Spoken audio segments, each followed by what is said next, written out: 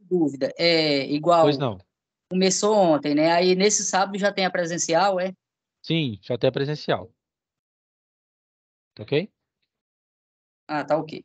E também, Beleza. professor, e também parece que alteraram a data de entregar os trabalhos lá no, na parte Sim, o Luthieri pediu para do mim. site.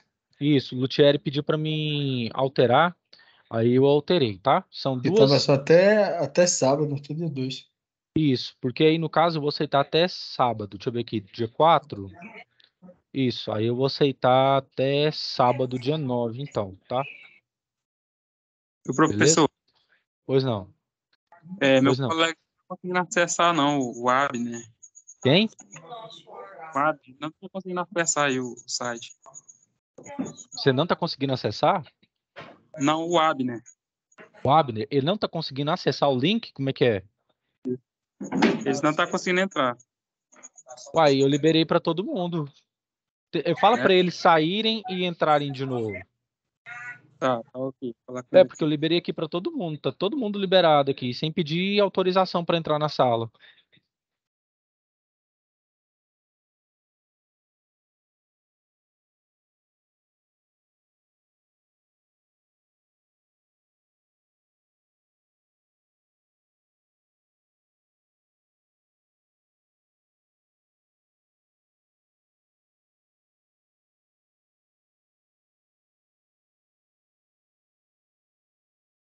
Eles conseguiram?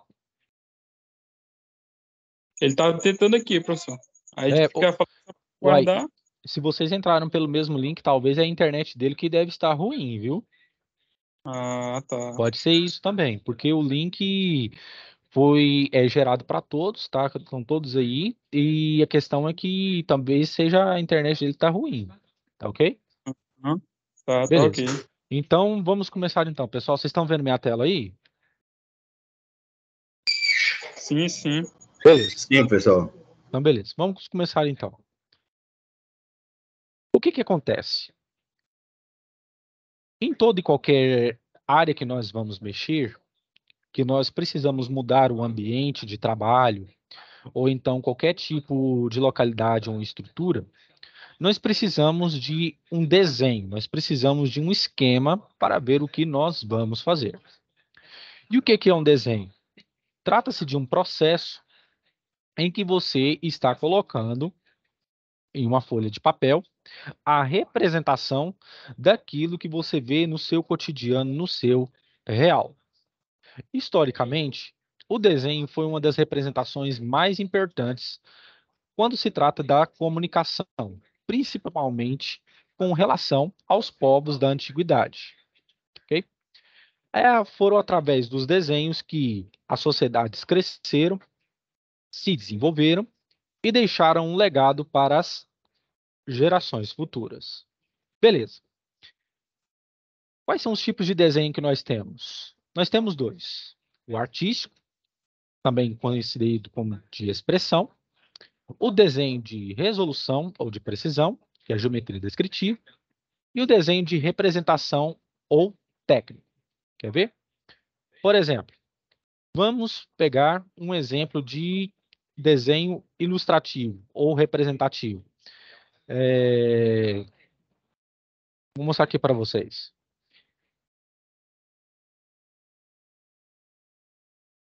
Pegar aqui um exemplo.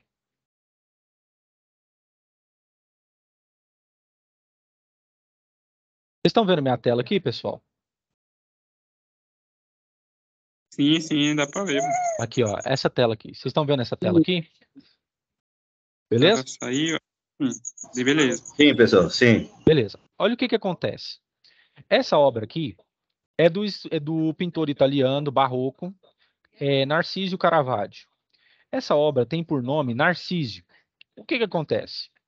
Veja bem a expressão, a tonalidade das cores e também o reflexo que tem na água.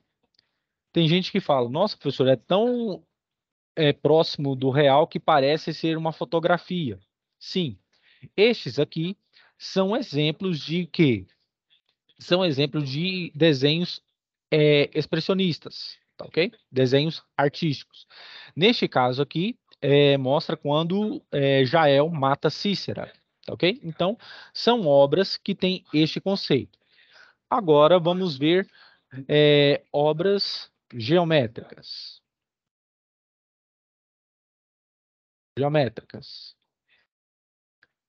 De acordo com a matemática, pessoal, a geometria é a representação daquilo que temos no cotidiano, onde nós temos paralelepípedo, cilindro, anel, prisma hexagonal, esfera, cone, octaedro, icosaedro, meia-esfera, prisma retangular, cubo e etc. Beleza? Então, esses são exemplos de que nós temos de obras geométricas. Agora, desenhos técnicos. Veja, neste caso aqui, o que nós temos?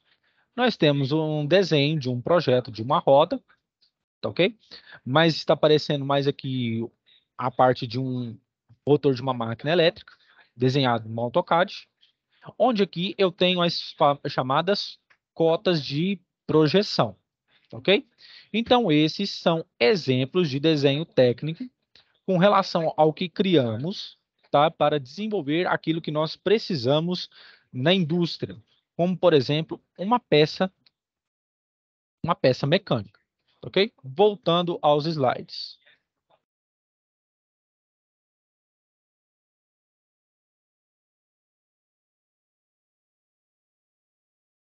Pois muito bem. Então, nós temos essa representatividade. Pois muito bem. Em relação ao desenho técnico, eu tenho que ter o seguinte quesito. Eu tenho que ter as etapas de construção desse desenho. Eu tenho que ter um desenho que ele abranja a minha arquitetura, ok? Eu tenho que ter um desenho também que abranja as cotas, que são as indicações quanto aquilo precisa ser medido quando for passar para o processo prático. E como que, num desenho mecânico, como eu posso construir uma peça visando o quê? Visando o melhor encaixe possível e menor o que? Ruptura possível. E é para isso que eu coloco o quê? Na tela, os níveis com que isso deve ser o quê? Projetado. Hoje em dia, tem softwares que fazem isso. Por exemplo, no caso de um desenho arquitetônico, nós temos o AutoCAD, tá? No caso de um desenho técnico de marcenaria, também tem o AutoCAD. Ele ajuda com isso. Num desenho mecânico, nós temos o AutoCAD, mas nós temos um software que é mais o quê? Mais robusto, que é o SolidWorks, tá ok? Em que ele desenha com mais naturalidade e com mais nitidez as peças que estão sendo produzidas. Com relação ao desenho geométrico, beleza? Eu tenho que levar em consideração as medidas que compõem esse desenho: o comprimento, a largura e a altura. Dependendo de alguns casos, como as peças mecânicas, eu preciso da espessura. Pois muito bem. Com tudo isso, eu preciso também determinar quanto que vai ter de comprimento e qual vai ser o quê?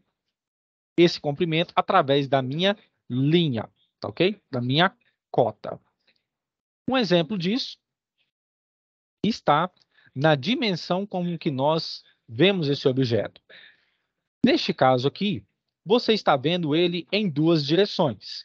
Você está vendo no plano cartesiano em x, o comprimento, e em y, que é a altura.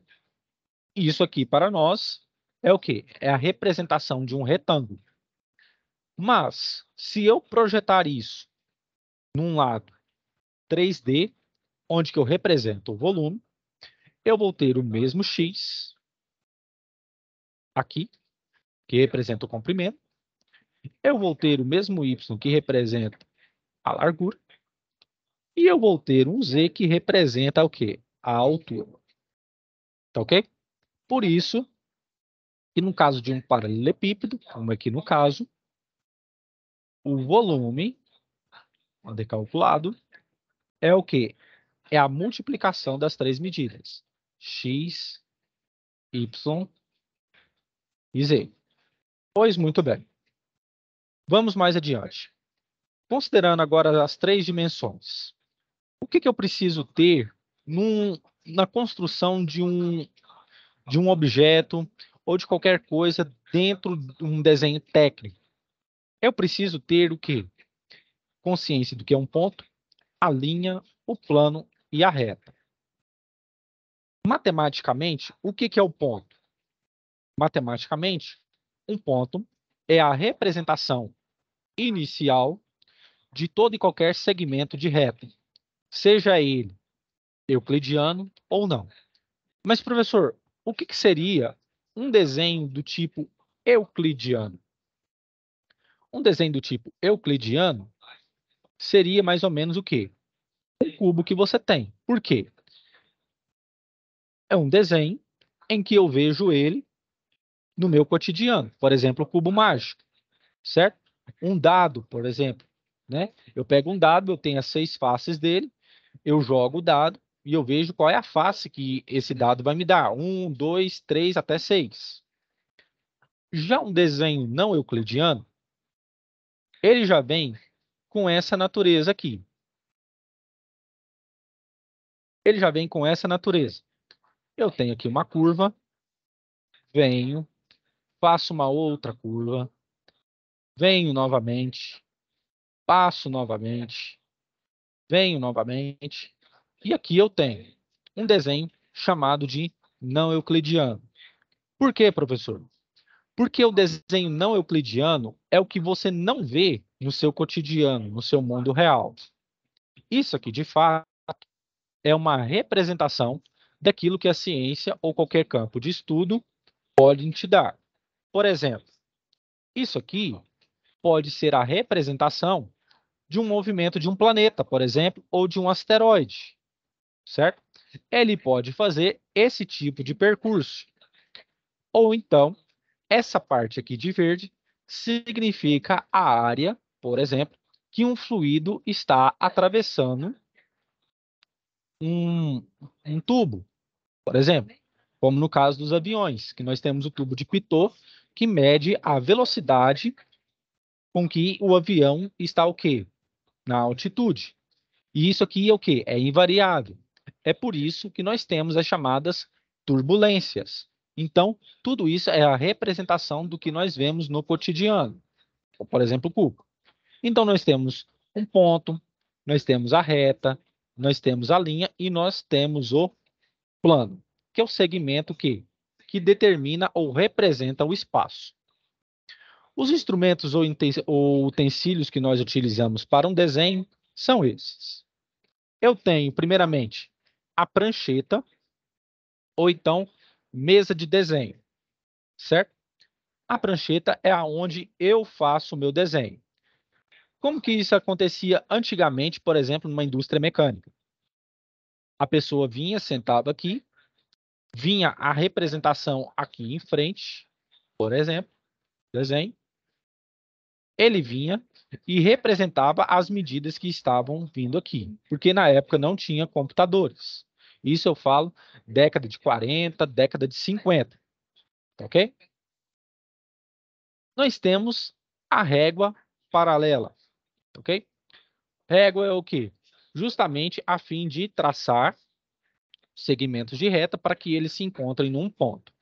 É por isso que dizem o seguinte, teorema matemático, que retas paralelas num plano não se cruzam, tá? E isso é o que nós vemos no nosso cotidiano também. Nós temos esquadros, que são o quê? São representações retas que determinam os ângulos pitagóricos que nós temos, que são o quê? 30, 60 e 90. E isso aqui é a representação de um triângulo retângulo. Por quê? Todo triângulo que tem 90 graus, pelo menos, é considerado um triângulo retângulo. Esse aqui também já é um triângulo. No caso, um losango ou um triângulo invertido. Eu tenho 90 graus e tenho 45 e 45. Representando o quê? Que a soma interna de todos, a soma dos ângulos internos de qualquer triângulo representa o quê? 180 graus. Mas, professor, por que isso aqui é importante? Porque dependendo do desenho que você for manobrar ou colocar, isso aqui pode aferir diretamente ou interferir diretamente no seu projeto. Você quer ver um exemplo? Deixa eu fazer aqui um exemplo aqui rapidinho, pegar uma folha aqui em branco. Você, como futuro técnico, você vai fazer a instalação, ou pode vir a fazer a instalação, de um SPDA, por exemplo. Deixa eu me aumentar aqui a espessura. Beleza. Você vai fazer a medição de um SPDA, que é o Sistema de Proteção contra Surtos Atmosféricos. Ok? E o que acontece? Tudo que eu for traçar no SPDA, eu vou ter que utilizar uma parte que é o triângulo. Ok? É o triângulo. Por quê, professor? Ou triângulo ou um cone. Um cone é um triângulo em revolução. Por quê? Quando você pega aqui o captor, deixa eu desenhar de novo. Quando você pega aqui o captor, dá de cor aqui, o captor, que é como se fosse uma, entre aspas, antena para captar e proteger o sistema que você está querendo, você precisa determinar o ângulo alfa aqui de abertura. Você vai ter o raio aqui e você vai ter a altura do captor, que ela vai variar daqui, esse ponto, até esse. E o ângulo interfere diretamente nesse processo. É por isso que medição de ângulo para a construção de desenhos é importante. Porque dependendo do espaço que você for recobrar aqui, você pode aumentar ou diminuir esse ângulo através do seu seno, que é o quê? Cateto oposto, seno de alfa, é igual a cateto oposto, que é o R, dividido pela hipotenusa, que é H. Certo? Pois muito bem. É para isso que você utiliza o ângulo. Você quer ver um exemplo?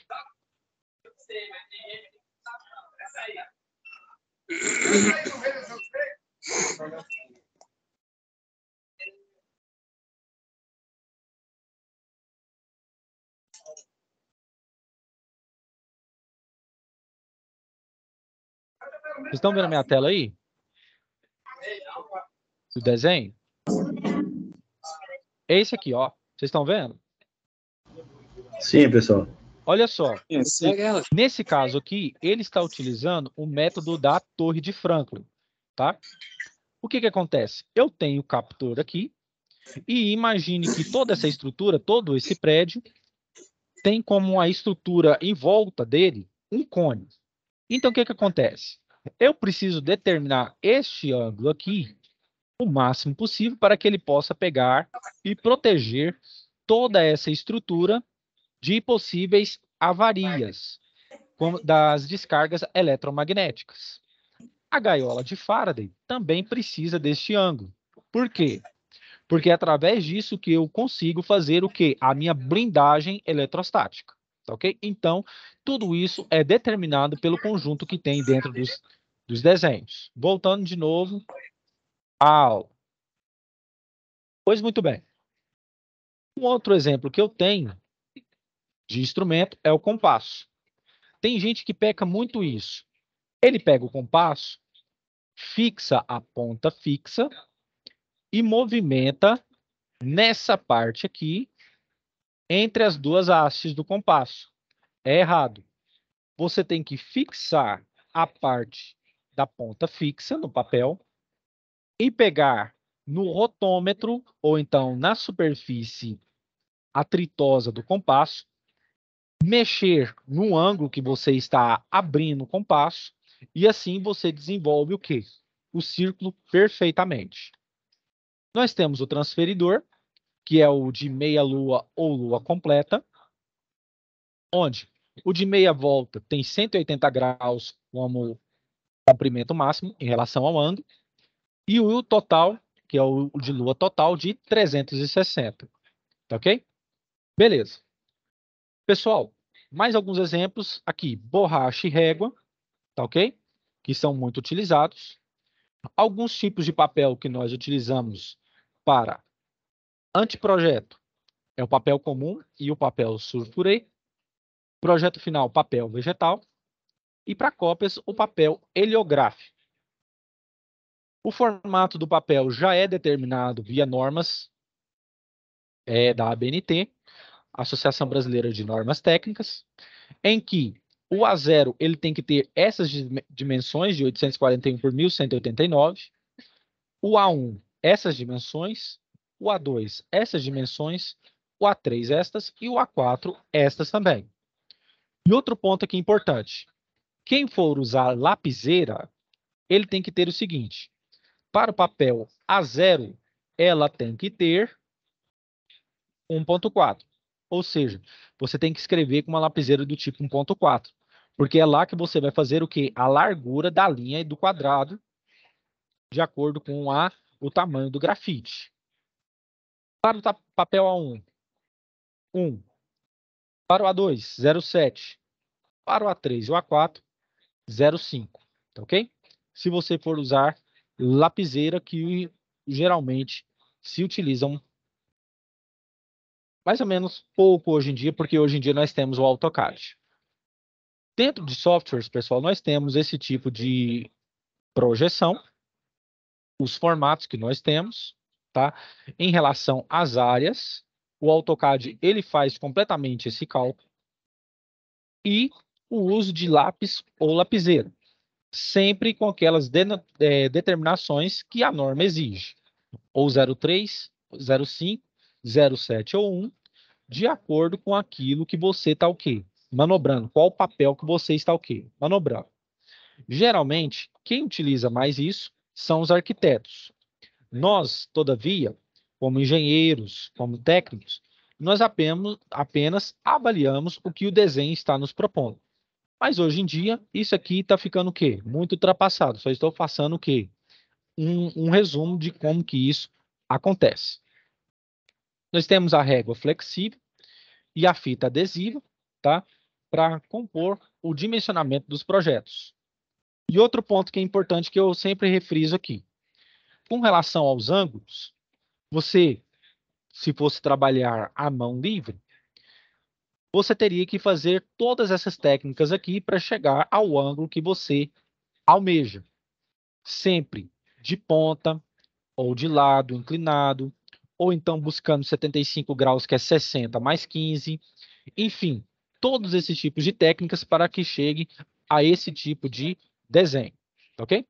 Pois muito bem. Com relação aos tipos de linha e designação.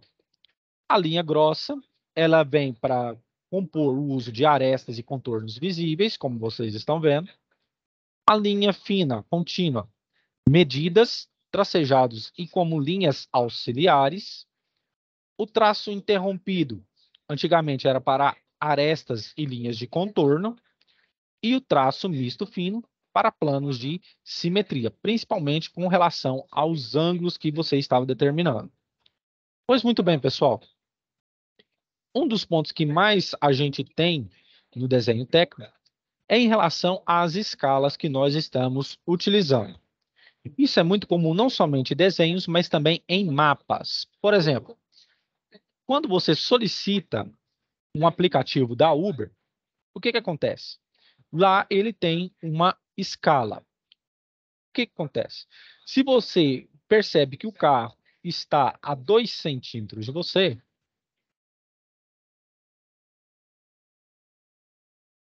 do lado real, é como se ele estivesse, por exemplo, a 3 quilômetros. Então, tudo é uma questão de o quê? Escala. Mas se falarem assim, mas quando ele estiver a 1 centímetro de você, quantos quilômetros ele estaria na real? Você teria que fazer uma regra de 3. 1 vezes 3, 3. 2 vezes x, 2. Dividindo 3 por 2, ele estaria a 1,5 km de você. Enquanto que no software, no aplicativo, ele está a 1 centímetro. Nesse, ele estaria a 1,5 quilômetros do ponto onde ele deveria estar te buscando. Ok? Muito bem. Por isso, pessoal, que as escalas são muito importantes. Eu tenho como elas as seguintes composições. A escala de tamanho real, a escala de redução, como vocês viram aqui nesse simples exemplo, e a escala de ampliação. Professor, aonde a gente vê muito isso aqui da escala de ampliação? Principalmente quando você vai construir obras, construções. Por exemplo, alguém já foi à indústria, à hidrelétrica de Itaipu? Ela é gigantesca. Então, o desenho que foi feito para lá foi feito com uma escala de ampliação. A ponte Rio-Niterói também é um outro exemplo, ok? Então, obras grandiosas geralmente utilizam esse tipo de escala de ampliação. Elementos de cotagem. Eu tenho a chamada linha de chamada, que é a linha que nós desenhamos, é a linha que começa o desenho. Nós temos a linha de cota, que é essa que determina o dimensionamento. A seta que puxa o valor desse comprimento. E nós temos as cotas em geral, tanto no comprimento como na largura. Representações e vistas. Esse aqui surgiu através do modo europeu. Dentro do AutoCAD, pessoal, nós temos como fazer um desenho do tipo 2D e você ter um comando lá dentro que você faz com que ele apareça o quê? 3D também. Beleza? Então, sugestão minha, se um dia você se interessar por essa parte, faça como uma vez eu fiz no Senai da Vila Canaã. Eu fiz o curso de AutoCAD lá em 2019. Aí, querendo ou não, a gente acaba esquecendo um pouco dos comandos, né? Porque também o AutoCAD, a cada ano que passa, ele vai inovando. E também, você precisa de um computador muito potente para ter ele, porque ele ocupa muito espaço. Mas, para quem um dia se interessar, isso aqui é um ramo que dá muito dinheiro, tá ok? Beleza. Essas aqui são as vistas, que você vê o mesmo objeto por vista direita, vista de esquerda, de frente, de planta e de baixo. Com relação às perspectivas, eu tenho que saber qual o ângulo que eu tenho que observar o quê? O meu objeto que está sendo o quê? Configurado, está sendo estruturado. Neste caso, por exemplo, você está vendo aqui uma vista frontal e aqui em cima você está vendo uma vista o quê? Superior. Como você está vendo uma vista superior, aqui eu tenho um limite de cotagem que o raio é 20, perdão, tá? E aqui eu tenho um tamanho de 50, tá? Então seria, no caso, este valor aqui de 50. E aqui o meu diâmetro dessa circunferência, não é o raio, perdão, de 20 centímetros. E esta abertura nós temos de 30, beleza? Tudo isso o AutoCAD faz para nós, ou então o SolidWorks, tá ok? Beleza. Por que se chama cavaleira? Porque vem a partir do princípio de Cavalieri.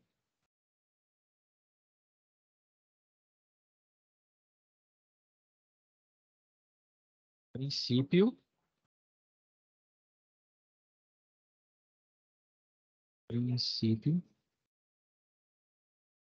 de Cavalieri.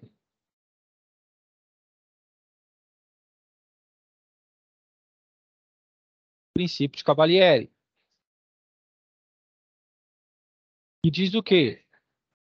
Que dependendo da perspectiva que você traçar, do ângulo que você traçar, essa figura, se você repartir, ela vai ter o quê? O mesmo volume. E se tiver o mesmo volume, ela vai ter o quê? Que ter naturalmente o quê? O mesmo ângulo de projeção. ok? Aonde que a gente vê muito isso aqui? Desenho, principalmente na parte de estacionamento subterrâneo ou de bases subterrâneas, tá? A gente utiliza muito esse princípio de Cavalieri, principalmente também quando você quer projetar o som. Quem já foi na Catedral de Brasília, se você fica de uma ponta da catedral e você emite algum som, a pessoa que está distante de você, 1/3 de raio, por exemplo, lá na frente, ela vai escutar perfeitamente o que você está fazendo, está falando. Por quê? Porque se eu tenho a mesma projeção de ângulo e o mesmo volume, então significa o quê? Que a velocidade desse som ela vai ter que ser a mesma. Por quê? Velocidade vai ser o comprimento pela frequência. E o que que acontece? Se ela tem esse mesmo volume, se ela tem esse mesmo corte, significa que a velocidade e a frequência serão as mesmas. É por isso que em templos mais modernos hoje em dia, os púlpitos são construídos em forma o quê? Circular ou então elíptica. Porque quando você constrói ele de forma elíptica, o som se propaga de uma melhor forma. E também a claridade da luz. Ok? Beleza. Então, pessoal, chegamos nisso aqui. Alguma dúvida? Podemos continuar, sim ou não? Sim, pessoal. Alguém tem alguma dúvida ou não? Não? Podemos continuar, Não, então? Beleza. pode sim. Beleza. Eu vou abrir o outro slide aqui. Só um instantinho.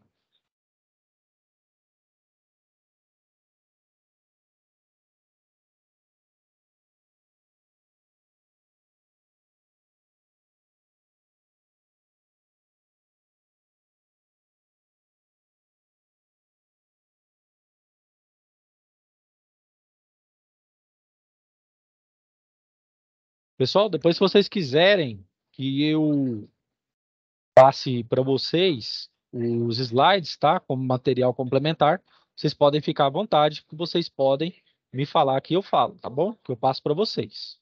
Tá ok? Beleza? Se vocês quiserem, ok? Beleza. Vocês estão vendo a minha tela aí? Estão vendo a minha tela? Não. Sim, agora Beleza. sim. Agora sim, pessoal. Beleza. Continuando. O que é um projeto arquitetônico? Um projeto arquitetônico é um desenho que segue normas técnicas e que, além de tudo, ele é a base de todo o estudo preliminar daquilo que você vai fazer como mudança ou daquilo que você vai construir. Ponto. As fases do projeto de arquitetura é o estudo preliminar, que geralmente nós fazemos o estudo do solo, ok? O anteprojeto, vendo se o terreno já é nivelado. Nós temos o projeto legal, o projeto de execução e o projeto como vai ser construído. Com relação às normas técnicas, as normas que garantem a construção e a leitura e interpretação de qualquer desenho são as NBR 6492, que determina a representação de projetos de arquitetura, a 8196, que determina o emprego de escalas no desenho, a NBR 8403, que são as aplicações de linhas e tipos de largura, cada uma, como eu expliquei para vocês, com o seu tracejado. A 10.068, que é a folha de desenho e o layout, juntamente com as dimensões. E a 13.142, que é o dobramento e cópia, para que seja fornecida para a empresa e para os funcionários. E o que acontece? Como escalas, eu tenho que as recomendações também. Eu tenho de um detalhamento geral essas escalas de 1 para 1, 1 para 2 e 1 para 5 até 1 para 10. Já no caso de banheiros, cozinha e outros compartimentos e escadas, eu tenho que utilizar A1 para 20 ou A1 para 25.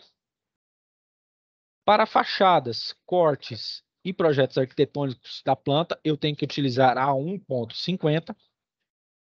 Para 1.75, para que a representação que não necessitem ir para a obra, ou seja, um pouco mais de detalhamento.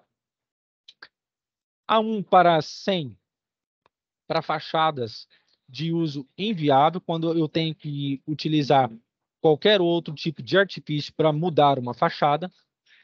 A1 para 200 ou para 250, que determina para projetos grandes, de plantas de situação, localização, paisagismo, topografia e desenho urbano. E a escala de 1500 para 1000, plantas de localização, paisagismo, urbanismo e topografia. Mas tudo isso depende do projeto com que eu estou mexendo. Beleza? O conjunto de plantas.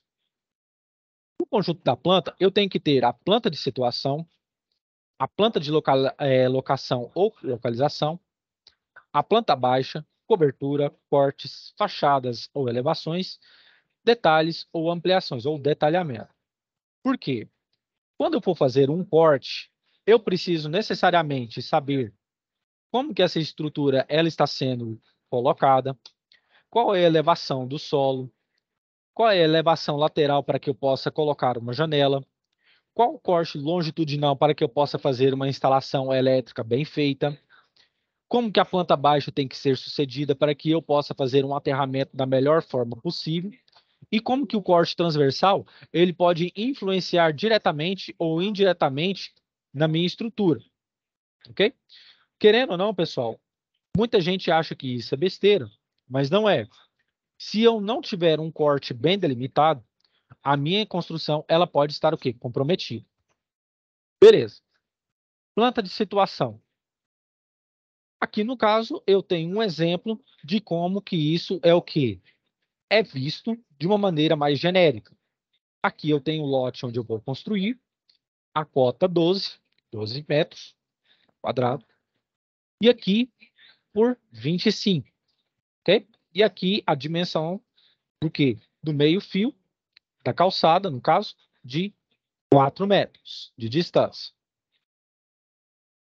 Neste caso, eu já tenho um pouco mais de detalhes com relação ao quê? A localização ou então a parte interna da planta, que é um esquemático e que abrange o terreno e o seu interior. Já a planta baixa determina o quê? A vista ortográfica, seccional, ou então o corte que eu preciso. Por exemplo, aqui eu tenho a casa, eu quero ver como que vai ficar esse compartimento, este e este, quando colocar os pisos, quando colocar as lâmpadas, quando for dimensionar todo o pavimento estrutural interno. Eu tenho a cobertura, né, no caso aqui o telhado, como que vai se comportar, a fachada com que vai ter, aqui o paisagismo, aqui o carro, e as telhas que vão ser utilizadas e o nível delas. E aqui os cortes, o que? Seccionais. Ok, ou seja, eu cortar em 90 graus aqui para ver como que está sendo o acabamento interno, tá bom? Nós temos as fachadas ou elevações, como vai ficar o quê? A estrutura externa com relação ao quê? Quando eu construir tudo e colocar tudo no seu devido lugar. Com relação à planta baixa, os elementos construtivos. Eu tenho que levar em consideração as paredes e os elementos estruturais, aberturas como portas, janelas e portões, os pisos e seus componentes, degraus, rampas e escadas, os equipamentos de construção, que são os aparelhos sanitários, roupeiros, lareiras, e os aparelhos elétricos de porte, como fogões, geladeiras, máquinas de lavar, e os elementos não visíveis. Muito importante, principalmente quando vocês forem ver isso aqui comigo, em instalações elétricas prediais. Okay? A representação dos elementos construtivos. Dentro do AutoCAD, nós temos essas duas representações. A representação das paredes de tijolos e, nesse caso aqui, a representação de elementos com concreto. Nós temos esses dois tipos de representação de paredes, tá ok? Sempre com as suas escalas já visando determinar essa importância de detalhes, ok? Nós temos o quê? A boneca, onde que vai ser o ângulo e a distância de abertura das portas.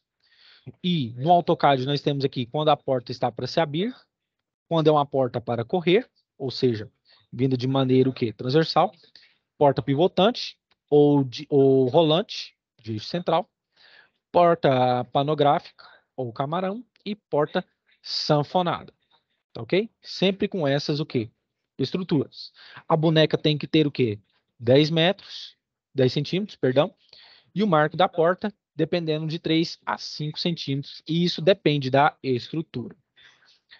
Para uma escala, as minhas janelas ela tem que ter de 1 para 50, que é a mais adotada, em escalas inferiores de 1 a 50, e como construção alternativa, dependendo da janela que você for colocar, você pode pôr um mais detalhamento ou desse modo, sempre com uma line ou uma linha, um tracejado diferente. Opa! E a janela do tipo mais baixo e uma janela do tipo mais alta. Sempre o quê? Sempre de acordo com a norma, sempre de acordo com a ABNT. Uma janela que está a 1,50 metros de altura do solo, é essa representação, e uma acima, desta forma. Os pisos. Eu tenho aqui a representação de como é feito o piso comum e como são os pisos permeáveis, onde estão na dimensão de 30 para 30. Os vasos sanitários, já tem o desenho esquemático já pronto. Nós temos esse tipo de vaso, nós temos o chuveiro, lavatório com bancada, lavatório sem bancada, balcão com pia e o tanque, que são aqui a representação dos equipamentos hidráulicos. Todas essas figuras já vêm diretamente dentro do AutoCAD para o arquiteto ou engenheiro, ou então até mesmo o técnico, ele colocar dentro do desenho. E como representação de elementos construtivos, nós temos os elementos não visíveis, como, por exemplo, a projeção da cobertura, tá? Quanto que tem que ter essa distância, que no caso aqui seria o telhado, em relação a essa representação aqui suspensa, tá? Dessa representação, e com relação ao quarto que tem 12 metros quadrados, tá ok? Bom, pessoal, eu quero que vocês me digam se podemos ir mais um pouco aqui adiante, para que na próxima aula a gente dê mais uma boa adiantada. Aqui só falta terminar mais 6 slides, pode ser? Não me importa. Beleza. Também pode. Beleza, então vamos em frente. Com relação à planta baixa, eu tenho que ter esses tipos de informação.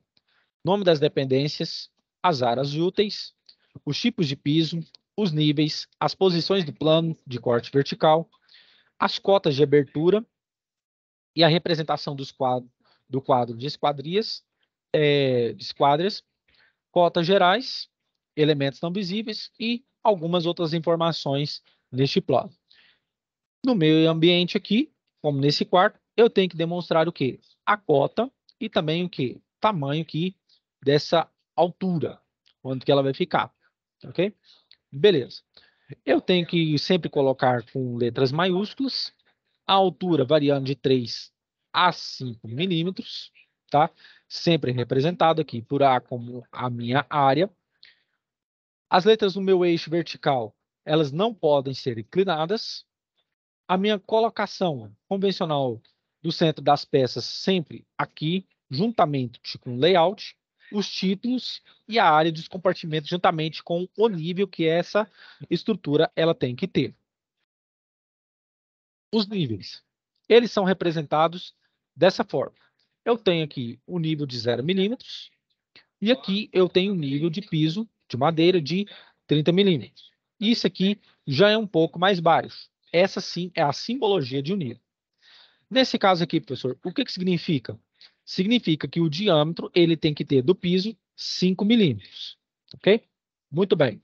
Sempre o quê? Evitando repetições de níveis próximos de planta e nunca marcar com sucessões desiguais.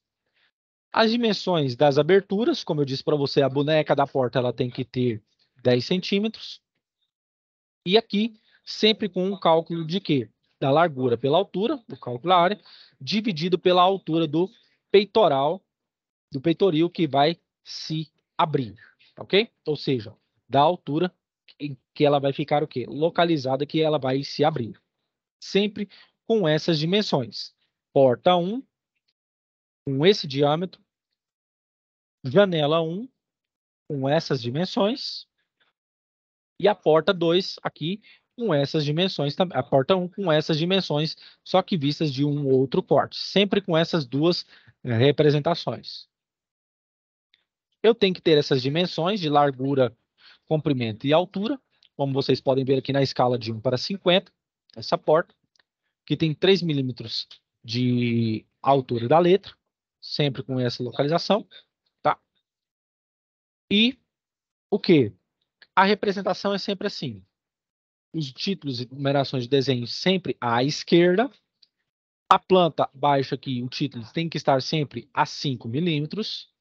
E a escala tem que estar fornecendo aqui, mas com 3 milímetros.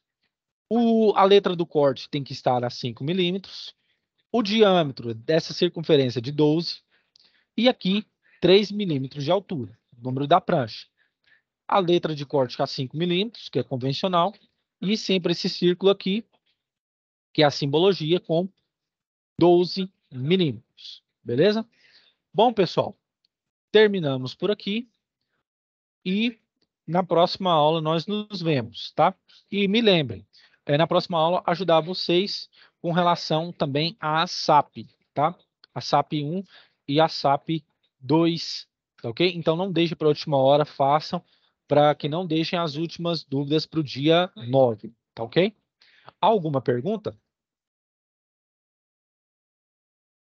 Pessoal, esse slide você vai disponibilizar ele para nós? Sim, vou disponibilizar, sim. Tá? Não, beleza. Beleza? Porque, querendo ou não, pessoal, essa questão aqui desses slides, assim, querendo ou não, é muito assim, sabe? É mais é norma mesmo. Por isso que essa UC, ela é bem rapidinha. É mais é norma mesmo. Não tem tanta conta, você só tem que vir mesmo as interpretações do desenho. E isso, com o tempo, na indústria, você já vai tendo mais familiaridade, ok? Mas com relação a contas aqui, é praticamente zero. Ok? Alguma dúvida? Podemos encerrar?